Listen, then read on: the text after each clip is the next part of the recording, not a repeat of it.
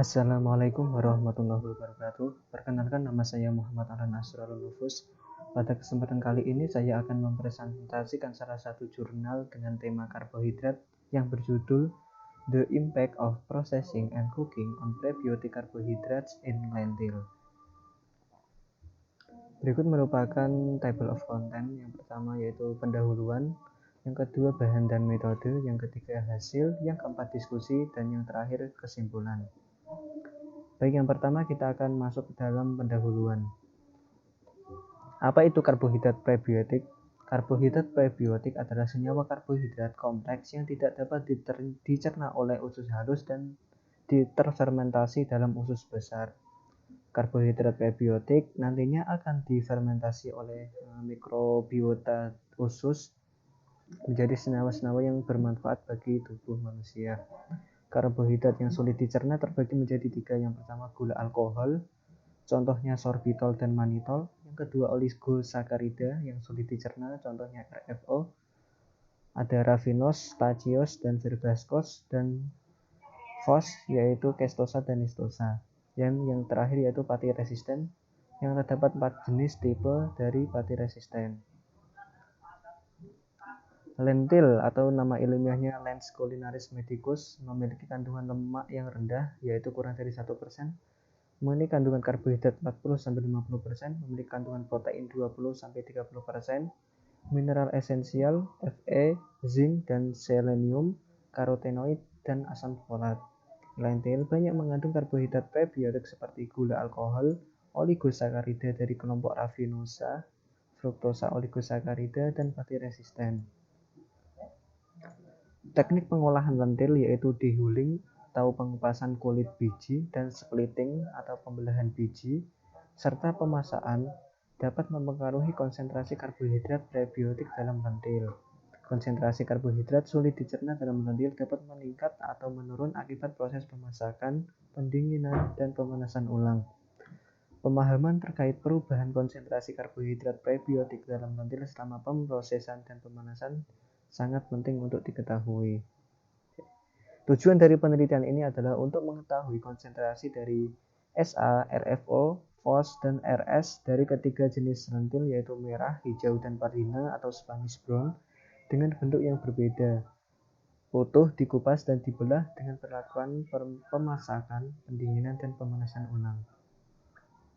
Untuk bahan dan metodenya, bahan yang digunakan yaitu bahan kimia untuk kromatografi pertukaran anion kinerja tinggi, kemudian bahan kimia uji enzimatik pati resisten, dan air yang disuling dan dideionisasi. Untuk sampel lentil yang digunakan ada 6 jenis. Yang pertama red wool atau sampel merah utuh, dehulled split red atau sampel merah terbelah yang dipotong bijinya, yang dibelah bijinya. Kemudian ada sampel dehulled football atau sampel utuh yang sudah dikupas kulit bijinya. Kemudian ada sampel hijau utuh, ada sampel dehulled split green atau sampel hijau yang dibelah bijinya, dan ada sampel Spanish brown atau pardina. Prosedur pemasakan, pendinginan, dan pemanasan ulang. Prosedur pada pemasakan yaitu sampel biji lentil sebanyak 12 gram ditempatkan di alas bulat tabung Pyrex dan ditambahkan air yang telah disuling dan dideionisasi sebanyak 1:3 dengan sampel biji. Sampel kemudian disuspensikan pada penanas air suhu mendidih 100 derajat Celcius dan dimasak selama 60 menit. Untuk prosedur pendinginan yaitu segera setelah dimasak, sampel didinginkan di dalam kulkas pendingin bersuhu 4 derajat Celcius selama 24 jam. Kemudian pemanasan ulang setelah didinginkan, sampel kemudian dipanaskan kembali dengan microwave selama 1 menit. Suhu sampel lentil 84-89 derajat Celcius. Sampel yang telah dimasak didinginkan dan dipanaskan kembali, kemudian dihomogenkan dengan mortar dan alu untuk dianalisis kandungan RS, RFO, FOS, dan RS. Ini maksudnya AS. Untuk dianalisis kandungan AS, RFO, FOS, dan RS. Untuk metode penentuan konsentrasi SA, RFO, dan FOS, Sampel lentil yang digiling halus sebanyak 500 mg diinkubasi dengan 10 ml DDH2O selama 1 jam pada 80 derajat Celcius. Sampel kemudian disentrifugasi pada 3000 rpm selama 10 menit. Aliquot sebanyak 1 ml supernatant diancarkan dengan 9 ml air yang telah disuling dan dideionisasi, kemudian disaring melalui filter nilon syringe dengan ukuran 13 mm kali 0,45 mikrometer. Konsentrasi gula alkohol, RFO, dan FOS diukur menggunakan kromatografi pertukaran anion kinerja tinggi dengan pendeteksi amperometrik. Komponen dipisahkan menggunakan kolom karbopak PA1 250 x 4 mm yang terhubung ke kolom pelindung karbopak PA1 50 x 4 mm. Pelarut A yaitu 100 milimolar natrium hidroksida per 600 milimolar natrium asetat. Pelarut B yaitu 200 milimolar sodium hidroksida, dan pelarut C yaitu air yang telah disuling dan dideionisasi. Digunakan sebagai fase gerak dan laju alir 1 ml per menit sebagai berikut. 0-2 menit 50% B banding 50% C. 2-20 menit gradien linear berubah dari 2% A per 49% B per 49% C menjadi 16% A banding 42% B banding 42% C. Ekstensi akhir 50% B banding 50% C. Deteksi dilakukan dengan detektor amperometrik dengan elektroda emas dan elektroda referensi silver klorida pada 2,0 mikro A. Gula alkohol, RFO, dan FOS diidentifikasi dan diukur berdasarkan standar murni, yaitu lebih dari 99%, sorbitol, mannitol, ravinose, stagioz, verbascos, kestos, dan listos. Konsentrasi gula alkohol, RFO, dan FOS terdeteksi dalam garis linear kisaran 3 hingga 100 gram per gram dengan batas deteksi minimum 0,2 gram per gram.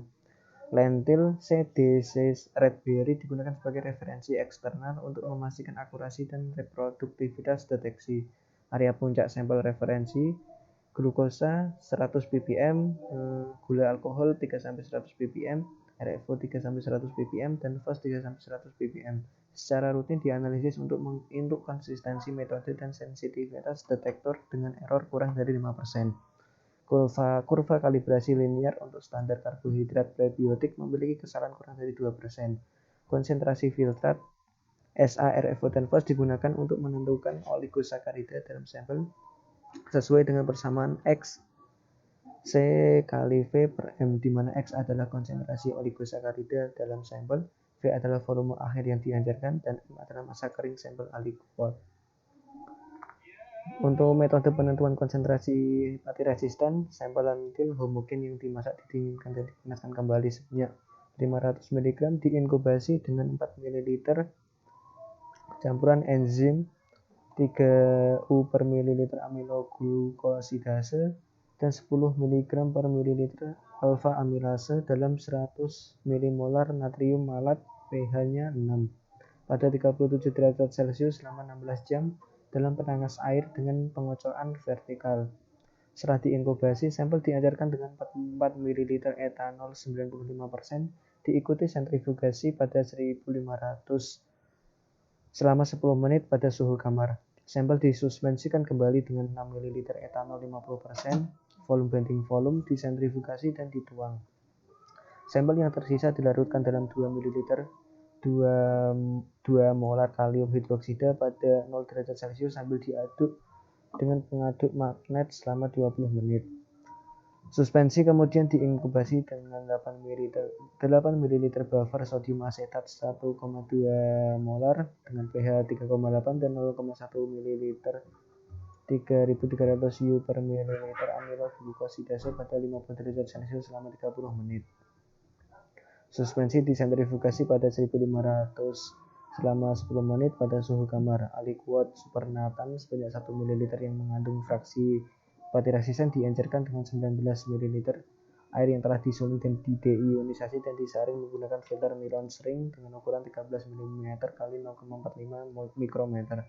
Konsentrasi glukosa ditentukan menggunakan HPLC PAD seperti dijelaskan di atas. Konsentrasi fraksi pati dihitung dengan mengalihkan konsentrasi gula dengan 0,9, yaitu faktor untuk mengubah glukosa bebas menjadi anhidroglukosa seperti yang terjadi pada pati. Data divalidasi menggunakan bahan standar yaitu pati jagung biasa dengan konsentrasi RS 1,0 kurang lebih 0,1%, berat per berat. Batch diperiksa secara teratur untuk memastikan kesalahan analisis kurang dari 10%. Untuk uji analisis statistik, ulangan, jenis lentil, dan metode pengolahan dianggap sebagai faktor acak. Jenis lentil, metode penyiapan makanan, dan ulangan dimasukkan sebagai variabel. Analisis variansi dilakukan dengan menggunakan prosedur General Linear Model ROC-GLM dari SAS version 9.4. LSD ditentukan pada P kurang dari 0,05. Selanjutnya kita akan masuk ke hasil. Yang pertama yaitu kadar gula alkohol SA. Konsentrasi SA total yang terdiri dari sorbitol dan mannitol berkisar antara 353 sampai 813 mg per 100 gram. Lentil dengan kulit biji merah utuh sebanyak 750 mg per 100 gram, hijau utuh sebanyak 572 mg per 100 gram, pardina 813 mg per 100 gram, memiliki total konsentrasi SA yang lebih tinggi daripada lentil yang dikupas, yaitu football red utuh atau tanpa kulit biji 394 mg per 100 gram, merah dibelah 353 mg per 100 gram, hijau dibelah 525 mg per 100 gram. Kadar SA total yang paling tinggi terdapat pada sampel lentil pardina. Dari jumlah total konsentrasi gula alkohol, konsentrasi sorbitol lebih tinggi yaitu sebesar 290 sampai 710 mg dibandingkan mannitol yang hanya sebesar 47 sampai 102 mg dalam lentil matang. Pendinginan secara signifikan meningkatkan konsentrasi sorbitol dan mannitol pada sebagian besar jenis lentil kecuali pardina. Pemanasan ulang secara signifikan menurunkan konsentrasi sorbitol pada lentil merah terbelah atau split red. Pemanasan ulang juga menurunkan konsentrasi mannitol pada semua jenis lentil kecuali pada lentil hijau terbelah atau split green lentil dan pardina. Selanjutnya kadar RFO dan FOS. Total konsentrasi RFO dan FOS berkisar antara 3.901 hingga 6.111 mg per 100 gram dalam lentil matang. Dan kandungan RFO dan FOS paling tinggi berada pada sampel pardina. Di antara RFO dan FOS, lentil mengandung konsentrasi raffinose dan stagiosa yang lebih tinggi 2.523 sampai 5.157 mg per 100 gram, diikuti oleh verbascose dan kestos sebesar 451 sampai 1.845 mg per 100 gram, dan yang terakhir ada mistosa sebesar 45 sampai 58 mg per 100 gram.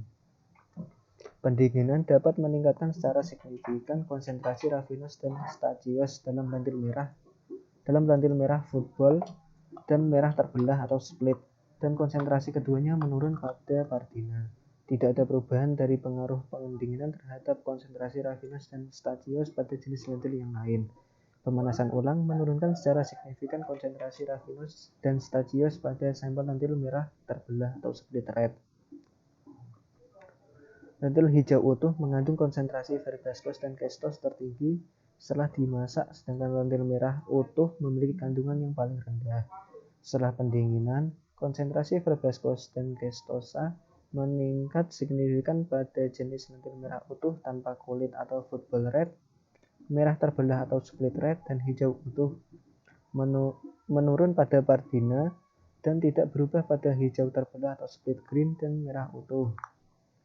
Pemanasan ulang secara signifikan mengurangi konsentrasi verbascose dan kestos pada lentil merah terbelah atau split red, dan konsentrasi meningkat pada lentil merah utuh dan pardina. Sedangkan pada merah utuh tanpa kulit atau football red dan hijau utuh lebih rendah tetapi tidak berubah signifikan. Pemrosesan tidak mempengaruhi konsentrasi mistosa dalam sampel lentil merah utuh, hijau utuh, dan hijau terbelah atau split green. Pendinginan secara signifikan meningkatkan konsentrasi nistosa pada football red, merah terbelah atau split red, dan pardina. Sedangkan pemanasan ulang secara signifikan mengurangi konsentrasi nistosa pada football red. Selanjutnya kadar pati resisten. Konsentrasi pati resisten berkisar antara 1964 hingga 3026 mg per 100 gram pada lentil yang dimasak. Dengan kadar pati resisten paling tinggi yaitu pada sampel merah utuh. Dari semua jenis lentil yang didinginkan memiliki konsentrasi RS yang paling tinggi secara signifikan daripada lentil yang dimasak. Dan lentil yang dipanaskan ulang memiliki konsentrasi pati resisten yang lebih tinggi signifikan daripada lentil yang didinginkan. Selanjutnya kita masuk ke dalam diskusi. Lentil Spanish brown atau pardina memiliki total konsentrasi karbohidrat prebiotik paling tinggi dari jenis lentil yang lain. Lentil mentah mengandung 880 sampai 1550 mg per 100 gram sorbitol dan 48 sampai 250 mg per 100 gram manitol sebelum diproses dan dimasak. Setelah dimasak, menunjukkan penurunan konsentrasi sorbitol dan manitol. Biji lentil yang tidak diproses dari sampel merah utuh, hijau utuh, dan pardina mengandung lebih banyak sorbitol, dan lentil hijau utuh dan pardina mengandung lebih banyak manitol. Hal ini mengindikasikan bahwa proses pengupasan kulit biji pada sampel lentil menghilangkan total kadar SA secara signifikan. Kulit biji dapat bertindak sebagai penghalang untuk mencegah dekomposisi termal SA selama pemasakan pada suhu tinggi. Proses pemasakan dapat memecah bentuk kimia dari sorbitol dan manitol pada suhu tinggi, yaitu 100 derajat Celcius, dan kondisi air menjadi berlebih. Secara keseluruhan, proses pengupasan kulit biji dapat mengurangi konsentrasi dari gula alkohol sehingga dapat mengurangi nilai gizi prebiotik dari lentil yang dimasak. Konsumsi RFO dan FOS secara reguler direkomendasikan sebagai komponen diet untuk memerangi penyakit kronis, mengurangi peradangan, menghilangkan bakteri patogen, dan meningkatkan bioavailabilitas mineral. Dalam suatu penelitian menunjukkan bahwa lentil yang tumbuh di Amerika mengandung RFO dan FOS sebesar 4071 mg per 100 gram dan FOS sebesar 62 mg per 100 gram sebelum pemrosesan dan pemasakan. Setelah dilakukan pemasakan, total RFO menjadi berkisar antara 6.000 mg pada lentil merah utuh, 5.900 mg pada lentil football red, 5.500 pada lentil hijau terbelah, 5.200 pada lentil hijau utuh. Pada penelitian ini menunjukkan lentil yang dimasak mengandung RFO dan FOS yang lebih sedikit, berkisar 3.901 pada merah terbelah hingga 6.111 pada pardina. Hasil ini tidak sesuai dengan penelitian di atas yang mungkin disebabkan oleh kondisi pertumbuhan lentil, baik lokasi, varietas, praktek manajemen, dan cuaca, maupun cara pengolahan dan lama waktu pemasakan. Konsentrasi RFO dan FOS pada lentil dipengaruhi oleh pemrosesan, pemasakan, pendinginan, dan pemanasan kembali. RFO dan FOS dapat mengalami degradasi termal tergantung pada suhu memasak, waktu memasak, dan pH makanan. Degradasi termal yang terjadi pada rafinosa dan staciosa, keduanya merupakan trisakarida dalam lentil terbelah, lebih besar daripada lentil utuh. Namun hal tersebut tidak terjadi pada verbascosa. Konsentrasi RFO dan FOS pada lentil merah dan hijau utuh telah terbukti menurun setelah dimasak dan didinginkan. Tetapi hasil penelitian ini tidak membuktikan tren tersebut. Sebaliknya, pada hasil pengujian ini mencatat terjadinya peningkatan konsentrasi RFO dan FOS dalam lentil setelah pendinginan. Lentil merah terbelah atau split red juga memiliki area permukaan yang mengalami kerusakan akibat pendinginan dan degradasi sel lebih banyak, sehingga lebih banyak RFO dan FOS yang hilang pada lentil merah terbelah atau split red. Pemanasan ulang lentil di semua jenis mengalami penurunan konsentrasi RFO dan FOS karena hidrolisis termal kecuali pardina. Dalam penelitian ini, waktu pemanasan ulang adalah 1 menit dan suhu setelah pemanasan ulang sekitar 84-89 derajat Celcius, di mana suhu tersebut lebih rendah dari suhu air mendidih. Oleh karena itu, penggunaan microwave mungkin menjadi pilihan yang lebih disukai untuk memanaskan kembali lentil agar kandungan karbohidrat prebiotik tetap terjaga. Untuk konsentrasi RS dalam makanan juga mengalami perubahan akibat pemrosesan, pemasakan, dan penanganan konsumen. Jika pemanasan dan pendinginan semakin lama, maka semakin meningkatkan pembentukan pati resisten. Proses annealing, yaitu pemanasan pada suhu tertentu kemudian didinginkan perlahan pada lentil, meningkatkan konsentrasi pati resisten dari 6,5% menjadi 9,5%. Hasil penelitian ini sudah sesuai dengan penelitian sebelumnya yang melaporkan kadar pati resisten meningkat 2 kali lipat setelah pendinginan dan pemanasan ulang. Selama pemanasan dan pendinginan, molekul amilosa mengalami retrogradasi untuk membentuk pati resisten tipe 3. Penelitian lain telah menunjukkan bukti retrogradasi menghasilkan peningkatan kadar pati resisten dan memiliki nilai gizi yang lebih besar. Hasil penelitian ini menyoroti dampak suhu terhadap kualitas nutrisi lentil dan menunjukkan bahwa lentil lebih bergizi setelah pendinginan dan pemanasan ulang. Selanjutnya, kesimpulan. Pemahaman tentang konsentrasi prebiotik dalam jenis lentil yang berbeda memberikan informasi penting untuk meningkatkan kualitas nutrisi lentil melalui pemrosesan dan pemasakan. Hasil dari pengujian ini menunjukkan bahwa pengupasan kulit, pemasakan, pendinginan, dan pemanasan kembali lentil secara signifikan mengubah kadar karbohidrat prebiotik dalam lentil. Berikut merupakan daftar pustaka yang saya gunakan sebagai referensi. Demikian presentasi dari saya, kurang lebihnya mohon dimaafkan. Wassalamualaikum warahmatullahi wabarakatuh.